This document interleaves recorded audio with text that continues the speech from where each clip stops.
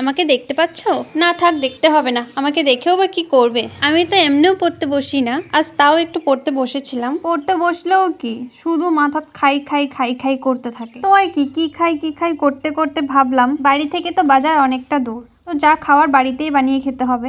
কিছু একটা চটপটা খেতে ইচ্ছে করছিল, তো ভাবলাম বাড়িতেই যেহেতু সবকিছু আছে তাহলে বাড়িতেই মিক্সচার বানাই। তো চলো কিভাবে বানালাম সেটাই তোমাদেরকে দেখাই। এখানে মটর ছিল কিন্তু মটরটা কাঁচা, তাই এখানে যে চানাটা ছিল সেই চানাটাই দিলাম। আর দিলাম কিছু পরিমাণ আচার, দেন দিয়ে দিলাম কেটে রাখা পেঁয়াজগুলো, আর একটু লঙ্কা গুঁড়ো, আর দিয়ে দিলাম একটু জলজিরার গুঁড়ো।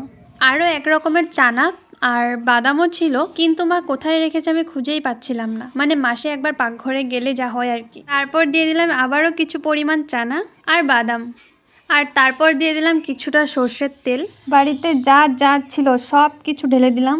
এবার সব কিছু ভালো করে মিক্স করে করে করে পুরো সব কিছু নাড়িভুড়ি এক করে দিতে হবে। তারপর সব কিছু মিলিয়ে যেই না মুখে দিলাম, উফ, কিছু বলার নেই। বাজারে যে মিক্সচার পাওয়া যায় না, সেটাও ফেল করে দেবে। উফ, সেই স্বাদ।